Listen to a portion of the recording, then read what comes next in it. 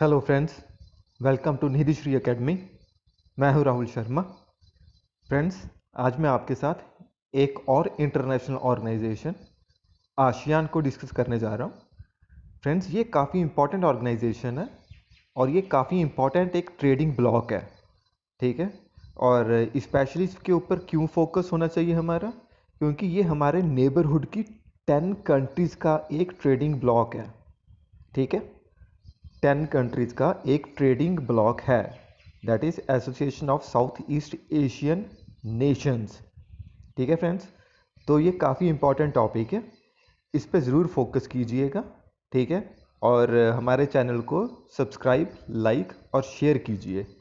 ठीक है फ्रेंड्स, तो चलिए अब मैं आपके साथ डिस्कस करता हूँ ये आसियान बेसिकली है क्या, और इंडिया और आसियान का क्या रिलेशन और क्या रेलिवेंस है आज के वर्ल्ड में। ठीक है जी। तो हाँ जी, आसियान का फ्रेंड्स हम बेसिकली देखेंगे ओरिजिन कैसे हुआ। अभी तो फ्रेंड्स आसियान का आपको मालूम होगा कि 10 मेंबर नेशंस हैं, मींस 10 कंट्रीज कंबाइन हम उनको आसियान बोलते हैं। ठीक है। बट ये 8 ऑफ अगस्त 1967 में फॉर्म किया गया था, मींस अराउंड 53 ईयर्स एगो। ठीक है। बैंकॉक डेक्लेरेशन हुई थी। ठीक है। तो तब फ्रेंड्स जो बैंकॉक डेक्लेरेशन साइन की गई थी आसियान कंट्रीज, आसियान को ग्रुप को फॉर्म करने के लिए, ठीक है, वो 5 कंट्रीज ने साइन किया था। ठीक है। वो कौन सी 5 कंट्रीज थी? Indonesia, Malaysia, the Philippines, Singapore and Thailand. ठीक है। तो ये 5 कंट्रीज थी फ्रेंड्स ओरिजिनली, ठीक है, जिन्होंने आसियान ग्रुप को फॉर्म किया था 8 ऑफ अगस्त 1967 में। ठीक है जी। और इसका हेडक्वार्टर कहाँ पर है? Jakarta, Indonesia. ठीक है। फ्रेंड्स, ये छोटे छोटे पॉइंट्स हैं जो काफ़ी ज़्यादा इंपॉर्टेंट रह सकते हैं, क्योंकि प्रीलिम्स पॉइंट ऑफ व्यू से अगर आप देखोगे, ठीक है, तो आपको किसी भी क्वेश्चन में या किसी भी पेपर में ये चीज़ पूछी जा सकती है कि आसियान का हेडक्वार्टर कहाँ है, या फिर इसके कितने मेंबर्स हैं, या इनमें से कौन कौन से मेंबर इसके, कौन कौन सी कंट्रीज इसकी आसियान की मेंबर हैं या फिर नहीं है। ठीक है ना। या फिर आसियान समिट कहाँ होती है। ये सारी की सारी चीज़ें फ्रेंड्स फोकस वाली हैं, तो प्लीज़ इस पे ज़रूर फोकस रखिए। ठीक है। तो हेडक्वार्टर, ठीक है जी, हमारा जकार्ता इंडोनेशिया में है। उसके बाद मेंबर्स फ्रेंड्स इसके 10 मेंबर्स हैं। ठीक है। 10 ASEAN countries, south East Asian countries. ठीक है। और ये मैंने फ्रेंड्स आपको अल्फ़ाबेटिकल ऑर्डर में लिखा है, तो आपने इसको ऐसे ही याद रखना है। क्यों मैं बोल रहा हूँ इसका रीज़न मैं आपको ज़रूर बताऊंगा। ठीक है। वो है फ्रेंड्स, इसका फर्स्ट मेंबर है ब्रूनी, देन आ जाएगा कंबोडिया, उसके बाद Indonesia, then Laos, then Malaysia, then Myanmar, Singapore, Thailand, the Philippines and Vietnam. ठीक है जी। ये मैंने आपको अल्फ़ाबेटिकल ऑर्डर में बताए हैं। ठीक है। और ऑब्जर्वर स्टेटस सिर्फ 2 कंट्रीज़ को दिया हुआ है, एक East Timor and Papua New Guinea. ठीक है। ये 2 कंट्रीज़ हैं जिनको as a observer status ASEAN ने दिया हुआ है। मींस ऑब्जर्वर स्टेटस का फ्रेंड्स ये मतलब होता है कि फर्दर, यानी कि कुछ इन फ्यूचर ये कंट्रीज़ भी आसियान की मेंबर्स बन सकती हैं। ठीक है। तो ये चीज़ रहती है। और ये जो लास्ट लाइन लिखी है मैंने, ASEAN 2020 is going to be held in Vietnam. ठीक है जी। फ्रेंड्स, ये आसियान की समिट है, ठीक है, ये हर साल होती है। ठीक है। और ये मैंने आपको बोला था कि ये जो मेंबरशिप है मैंने अल्फ़ाबेटिकल ऑर्डर में लिखी है, मींस BCDEF। ठीक है। तो ये मैं क्यों बोल रहा हूँ, क्योंकि फ्रेंड्स आपको इन जनरल क्वेश्चन में पूछा जाता है कि यार आसियान 2020 कहाँ पर हो रहा है, या फिर आसियान 2019 कहाँ पर हुआ था, या फिर आसियान 2021 कहाँ पर होगा। ठीक है ना, कुछ एक ऐसे क्वेश्चन, या फिर ब्रिक्स 2020 कहाँ पर होगा, या ब्रिक्स 2021 कहाँ पर होगा। तो ये ऐसी चीज़ें हैं, ये पूछी जाती हैं।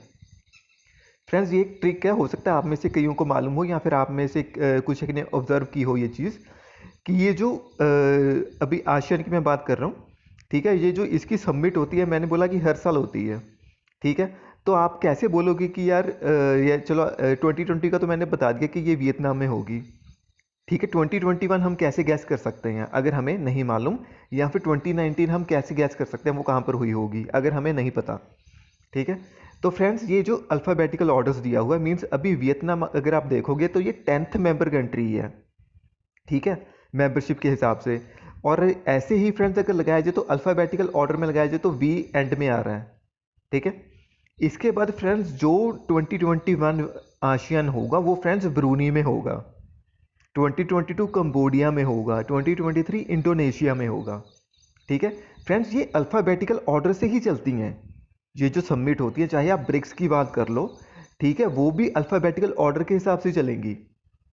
ठीक है, तो अगर 2019 आशियान आपसे पूछा जाए तो फ्रेंड्स वो हुआ था फिलीपींस में।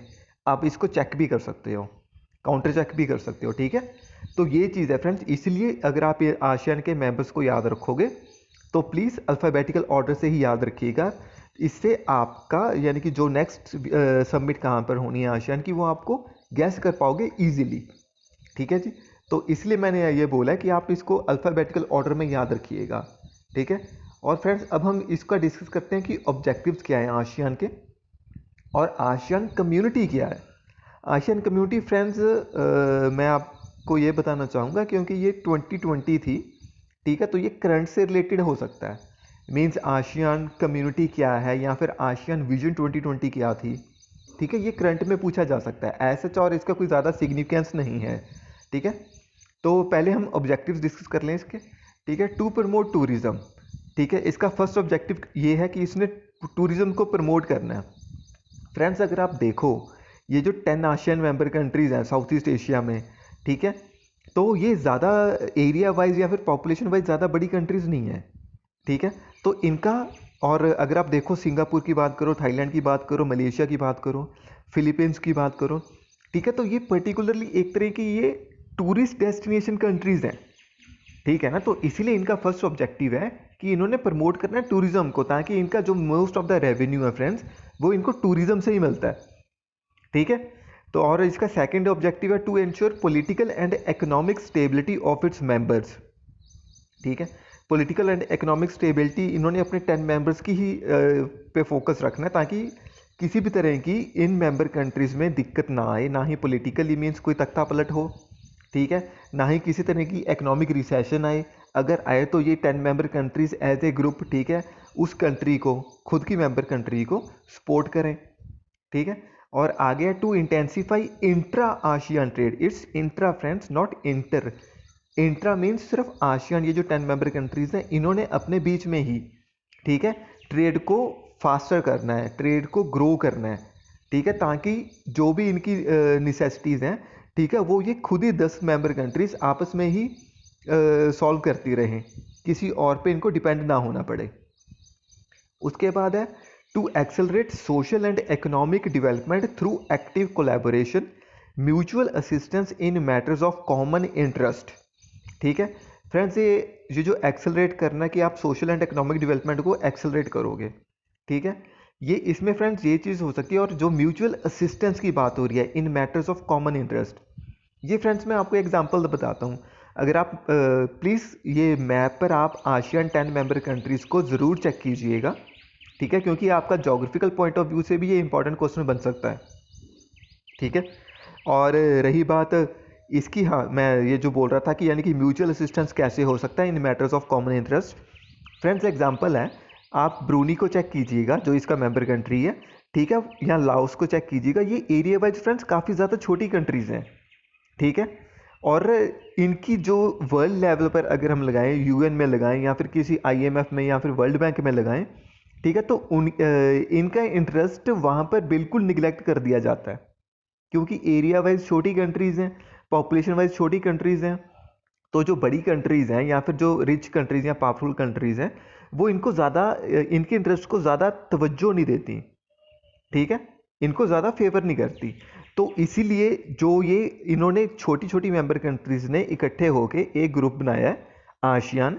ठीक है, ताकि अगर ब्रूनी का, फॉर एग्जांपल अगर कोई ब्रूनी का कोई एक तरह का, किसी तरह का कोई दिक्कत आ रही है उसको या फिर किसी वर्ल्ड लेवल पर, ठीक है, तो उसकी single as a single nation तो उसकी आवाज़ नहीं सुनी जाएगी वर्ल्ड लेवल पर। ठीक है, जैसे हम बोलते हैं कि यार ठीक है, हाँ अगर एक नॉर्मल पर्सन लगाओ और एक आप पॉलिटिशियन लगाओ, ठीक है, तो पॉलिटिशियन की बात ज़्यादा सुनी जाएगी, नॉर्मल पर्सन की बात कौन सुनता है? कोई भी नहीं सुनता, इवन मीडिया भी नहीं सुनेगी। ठीक है, तो वैसी चीज़ है। तो इसमें यही है कि यानी कि ये as a trading, as a group ASEAN एक पावरफुल ग्रुप बन जाता है। ठीक है, जिसकी आवाज़ वर्ल्ड लेवल पर सुनी जाती है। ठीक है, तो ब्रूनी का अगर फॉर एग्जांपल कोई इंटरेस्ट होगा या फिर किसी तरह की उसको दिक्कत होगी, तो वो आसियान में डिस्कस करेगा और आसियान एज ए ग्रुप उसको वर्ल्ड लेवल पर लेके जाएगा, उस बात को या उस पर्टिकुलर पॉइंट को, ठीक है। तो ऐसे ये म्यूचुअल असिस्ट करते रहते हैं एक दूसरे को। और last reference, to cooperate in transportation and communications. Transportation means इन्होंने इंट्रा आशियन ट्रेड को बोला हुआ है, तो कम्युनिकेशंस और ट्रांसपोर्टेशन दोनों को बढ़ाया जाएगा, ठीक है जी। और अब फ्रेंड्स आसियान कम्युनिटी की बात कर रहे हैं। ये आसियान विजन 2020 में अडॉप्ट किया गया था, ठीक है। आसियान विजन 2020 अडॉप्ट किया गया था by the ASEAN leaders on the 30th anniversary of ASEAN in 1997, ठीक है। इसमें क्या था फ्रेंड्स, ये था कि एक agreed on a shared vision of ASEAN as a concert of South East Asian nations. Means जो 2020 का फोकस रहे वो साउथ ईस्ट एशियन कंट्रीज पर फोकस रहे, ठीक है। आउटवर्ड लुकिंग में फ्रेंड्स क्या था, अभी तक ASEAN as a closed economy यानी कि ट्रेड कर रहा है, क्योंकि इंट्रा आशियन ट्रेड है तो ये क्लोज्ड इकोनॉमी है एक तरीके, आप ये लगा लो 10 मेंबर कंट्री हैं सिर्फ आपस में ट्रेड कर रही हैं। तो ये 2020 जो विजन था इसके अंडर ये था कि ये आउटवर्ड लुकिंग करेंगे। आउटवर्ड लुकिंग मीन्स ये अपने ट्रेडिंग ब्लॉक को ओपन करेंगे, यानी कि वर्ल्ड के साथ अब ट्रेडिंग शुरू कर देंगे। नो डाउट कुछ एक कंट्री के साथ आसियान ट्रेड करता है, बट एज ए होल ये एक वर्ल्ड के साथ ट्रेड नहीं कर रहा, ठीक है। तो आउटवर्ड लुकिंग है एक तरह का इनका आसियान विजन 2020 का पॉइंट था। उसके बाद living in peace, stability and prosperity, ये कुछ खास नहीं है। उसके बाद bonded together in partnership in dynamic development and in a community of caring societies, ठीक है। मीन्स वही है, आसियान एज ए ग्रुप है, ठीक है। बॉन्ड एक तरह का कल्चरल बॉन्ड है इन सभी में, ठीक है, क्योंकि ये 10 मेंबर कंट्रीज है तो इनमें कोई ना कोई कल्चरल बॉन्ड है, रिलीजियस बॉन्ड होगा, ठीक है। ट्रेडिंग बॉन्ड तो है ही है इन सब में, ठीक है। तो इसको एक अलग लेवल पर, हायर लेवल पर लेके जाना, ठीक है, जिससे सारी की सारी इन कंट्रीज का ग्रोथ हो, इकोनॉमिक ग्रोथ हो, ठीक है। पीपल्स में एक तरह की बॉन्ड टुगेदर, एक अच्छा बॉन्ड बने। तो ये था फ्रेंड्स आसियान कम्युनिटी जो आसियान विजन 2020 की है। एक छोटा सा पॉइंट है, ज़्यादा फोकस नहीं है, बट यही है क्योंकि ये 2020 का बोला जा रहा है तो शायद इसको पूछा जा सकता है, ठीक है। और आसियान 1997 में ये चीज़ हुई थी। और अभी हम डिस्कस करते हैं फ्रेंड्स इसका स्ट्रक्चर क्या है, बेसिक स्ट्रक्चर क्या है आसियान का। इसमें फ्रेंड्स 5 चीज़ें हैं, ठीक है। फर्स्ट है friends highest authority governing ASEAN, ठीक है ना। Highest authority governing ASEAN is the meeting of heads of government. Obvious है, जो ये 10 मेंबर कंट्रीज हैं इनका जो हेड ऑफ द स्टेट होगा, चाहे प्राइम मिनिस्टर लगाइए चाहे आप प्रेसिडेंट लगाइए, ठीक है। ये है जो हाईएस्ट अथॉरिटी होगी जो गवर्न करती है आसियान की पॉलिसीज को, ठीक है। और ये मीट करते हैं एवरी 3 ईयर्स, ठीक है। और जो हाईएस्ट पॉलिसी मेकिंग बॉडी है, फर्स्ट है friends highest authority governing ASEAN, second है हाईएस्ट पॉलिसी मेकिंग बॉडी, ठीक है, ये जो इसका डे टू डे वर्क देखती है, ठीक है। तो ये है आसियान मिनिस्ट्रियल मीटिंग, ये जो हर साल होती है, जैसे मैंने बोला कि अभी वियतनाम 2020 में होगा, ठीक है, which is held every year. ASEAN ministerial meeting AMM which is held every year, this is the highest policy making body. जो भी पॉलिसी डिसाइड होंगी कि हमने किस कंट्री के साथ ट्रेड करना है, या फिर हमने जो इंट्रा आसियान ट्रेड है इसको कैसे हमने ग्रो करना है, ठीक है। ये सारी की सारी चीज़ें फ्रेंड्स ये AMM चेक करता है, मीन्स इसको पॉलिसी बनाता है हर साल, ठीक है। और यही है जो हर एक साल की मीटिंग होती रहती है, इसमें डिस्कस करते रहते हैं पॉलिसीज़ को, क्या नई इकोनॉमिक पॉलिसीज़ आएंगी, क्या कल्चरल पॉलिसीज़ आएंगी, क्या ट्रेडिंग पॉलिसीज़ आएंगी, ठीक है। उसके बाद थर्ड है friends ASEAN economic meet, it directs ASEAN on economic cooperation, ठीक है। ऑब्वियस है AEMM मीन्स वर्ड इकोनॉमिक आ गया, तो ये इकोनॉमिक कॉपरेशन के साथ डिस्कस करती है, या सॉरी डील करती है, ठीक है। उसके बाद जो AEM and AMM it reports jointly to the heads of government meetings, ठीक है। क्योंकि फ्रेंड्स हाईएस्ट डिसीजन मेकिंग तो देखिए हमारी हेड्स ऑफ गवर्नमेंट वाली है, ठीक है ना, आसियान हेड्स ऑफ गवर्नमेंट ही है, ठीक है।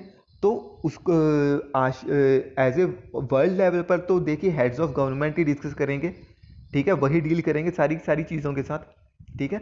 बस ये जो AMM है AEM है ये तो जस्ट पॉलिसीज बना के प्रोवाइड कर देती है, जैसे हमारे ये लगाइए प्लानिंग नीति आयोग है, ये पॉलिसी बना के गवर्नमेंट को प्रोवाइड कर देता है और गवर्नमेंट आगे डील करती है कैसे चीज़ करनी है कैसे चीज़ नहीं करनी, राइट। तो ऐसे ही फ्रेंड्स अब आगे है the ASEAN standing committee. It is just as an advisory body, ठीक है, which reviews work of committees with a view to implement policy guideline set by AMM, ठीक है। तो ASC just as a advisory body है, जैसे हमारा नीति आयोग ये भी एडवाइजरी बॉडी है, ठीक है ना, जैसे फाइनेंस कमीशन ये भी एडवाइजरी बॉडी, ठीक है। उसके बाद the central secretariat of ASEAN is headed by the secretary general, ठीक है। तो फ्रेंड्स इसका यही स्ट्रक्चर है आशियान का, तो इसको देखिएगा ध्यान से, इसमें क्या चीज़ मिल रही है आपको। उसके बाद है फ्रेंड्स मेजर एक्टिविटीज़ और डेवलपमेंट्स क्या है। ASEAN free trade area, it was established at Singapore in 1992।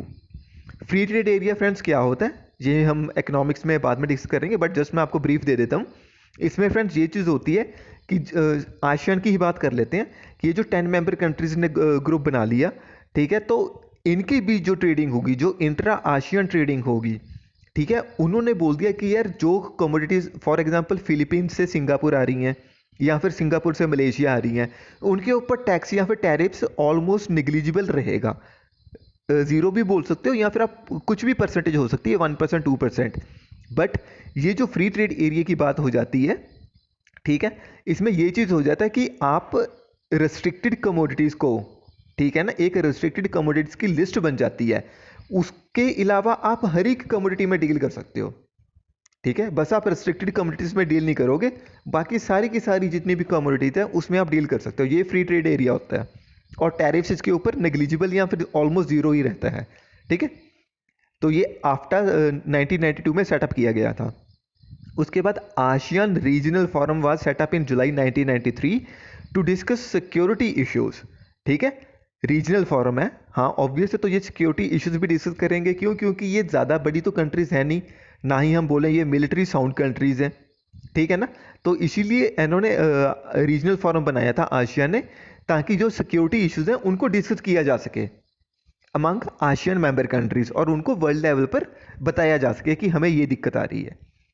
उसके बाद है इन 1995 एट बैंकॉक, ठीक है, a south east Asia nuclear free zone was our treaty was signed to establish a south east Asia nuclear free zone. Friends अगर आपको मालूम है तो यार साउथ एशिया में इंडिया और पाकिस्तान है जिसके पास अपार्ट फ्रॉम चाइना, ठीक है, जिसके पास न्यूक्लियर वेपन्स हैं, ठीक है। तो ये जो आशियन मेंबर कंट्रीज़ हैं, बाकी जो मेंबर कंट्रीज़ है आशियन की मेंबर कंट्रीज़ हैं, इनके पास इतने ज़्यादा ना तो रिसोर्सेज हैं, ना ही इतने फाइनेंशियल रिसोर्सेज हैं, ना ही दूसरे साइंटिफिक रिसोर्सेज हैं, ठीक है, कि ये न्यूक्लियर वेपन्स डेवलप कर सकें। तो इन्होंने बोला कि यार हम न्यूक्लियर वेपन्स फ्री जोन बनाना चाहते हैं साउथ ईस्ट एशिया को। तो आप देख सकते हो इनके पास कोई भी न्यूक्लियर वेपन नहीं है, ठीक है। उसके बाद friends Mekong basin development corporation, it was set up in Kuala Lumpur on June 17, 1996। Mekong को फ्रेंड्स हम Ganges of South east Asia बोलते हैं, ठीक है। तो मेकॉन्ग को आप ज़रूर चेक कीजिए, मेकॉन्ग रिवर ये लाइफलाइन है साउथ ईस्ट एशियन कंट्रीज़ की। तो ये कहाँ से किन किन कंट्री से पास होती है, कौन कौन सी साउथ ईस्ट एशियन कंट्रीज़ की कैपिटल्स इसके नज़दीक एस्टेब्लिश्ड हैं, ठीक है, या फिर इसके ऊपर इसमें कौन सी डॉल्फिन हमें मिलती हैं, ठीक है।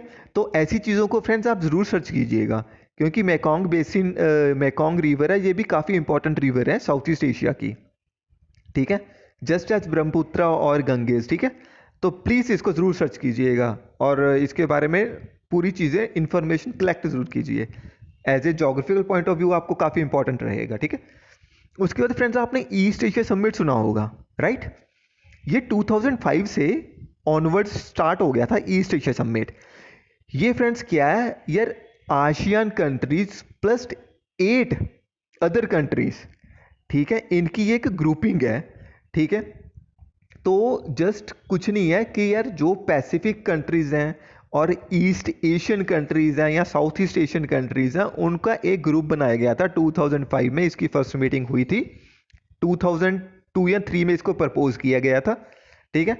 तो ये simultaneously south east Asia summit की मीटिंग हेल्ड होती है साइमल्टेनियसली, जहां आशियान की समिट होगी वहीं east Asia summit east Asia group की भी समिट होगी, ठीक है। तो ये आपको ध्यान में रखना है कि जहाँ पे आशियान की समिट हो रही है वहीं पे ईस्ट एशिया समिट होगा। सो ईस्ट एशिया समिट 2020 कहाँ पर, वो वियतनाम में ही होगा, क्योंकि आसियान 2020 वियतनाम में हो रहा है, ठीक है। East Asia summit consist of friends 18 members, all ASEAN 10 member countries, ठीक है। इसके अलावा Australia, China, India, Japan, south Korea, New Zealand, Russia and USA, ठीक है। अब आप बोल रहे होगे यार यूएसए कैसे आ गया, ईस्ट एशिया में यूएसए तो आता नहीं है, ये तो अलग से ही है, नदर्न अमेरिकन कंट्री है ये तो। फ्रेंड्स यूएसए ने जापान ने यूएसए को प्रपोज किया था, ठीक है, कि रशिया और चाइना को काउंटर करने के लिए यूएसए को ईस्ट एशिया समिट में एडमिट किया गया है, और कोई रीज़न नहीं है इसके पीछे, ठीक है जी। तो ईस्ट एशिया समिट हो गया और आसियान हो गया, ये दोनों साइमल्टेनियसली हेल्ड होते हैं एक ही जगह, एक ही वेन्यू पे, ठीक है। तो ये चीज़ पे ध्यान जरूर दीजिएगा। उसके बाद है फ्रेंड्स आसियान एंड इंडिया, ठीक है।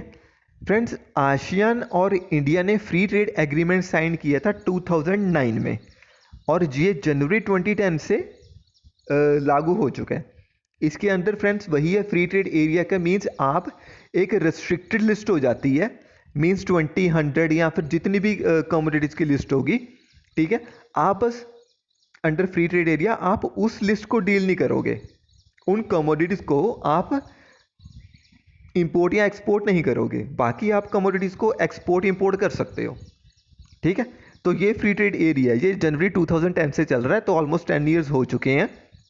नो डाउट कुछ एक चीज़ें ऊपर नीचे होती रहती हैं, ठीक है, मीन्स यानी कि कुछ एक यानी कि पॉलिसीज वगैरह चेंज होती रहती हैं, बट ये फ्री ट्रेड एरिया आसियान और इंडिया का जनवरी 2010 से चल रहा है, ठीक है। इससे क्या फ़ायदा हुआ, इंडिया को क्या फ़ायदा हुआ, with this agreement India will gain in areas like refined petro products, India is exporter of refined petro products to such countries, ठीक है। उसके बाद जेम्स एंड ज्वेलरी हो गया, आयरन ओर हुआ, स्टील हुआ, एल्यूमिनियम हुआ and non electrical machinery such as boilers. तो ये सारी चीज़ें इंडियन कंपनीज एक्सपोर्ट करेंगी आसियान को, इंडिया को इन चीज़ों में बेनिफिट मिला है, ठीक है। और आसियान को किन चीज़ों में बेनिफिट मिला है, उनको बेनिफिट मिला है organic and inorganic chemical products, plastic products, readymade garments and electronic items. तो आसियान ये कंट्रीज़ को एक्सपोर्ट करेगा इंडिया को, ठीक है। तो इनमें क्योंकि ये चीज़ें अगर आप देखो मलेशिया हुआ, सिंगापुर हुआ, ठीक है, तो इन चीज़ें यार ये जो इलेक्ट्रॉनिक्स हैं ज़्यादातर हम यही देखते हैं कि मेड इन थाईलैंड, ठीक है, लिखा था, या फिर मेड इन चाइना वो भी लिखा होता है, बट ये जो प्रोडक्ट्स असेंबल होते हैं, ठीक है, ये सिंगापुर वगैरह से हुए हैं, ठीक है। तो वो चीज़ें हैं, इसलिए आसियान को इन चीज़ों में बेनिफिट होगा, इंडियन मार्केट मिलेगी, बहुत बड़ी मार्केट है इंडिया को, इंडियन मार्केट, ठीक है। तो ऐसी इंडिया को 10 कंट्रीज़ में एक्सपोर्ट करने का बेनिफिट मिल रहा है, ठीक है। और ये फ्रेंड्स अभी bilateral trade around 80-85 billion dollar चल रही है, बट इसका टारगेट रखा गया 300 बिलियन डॉलर बाय 2025। और फ्रेंड्स ये पूरे चांसेस है ये फुलफिल नहीं होगा, बिकॉज ऑफ 2020 तो एक तरह ख़त्म ही हो गया, ठीक है, क्योंकि ज़्यादातर तो कोविड-19 की वजह से सारी की सारी चीज़ें इकोनॉमिक एक्टिविटी बंद पड़ी हैं।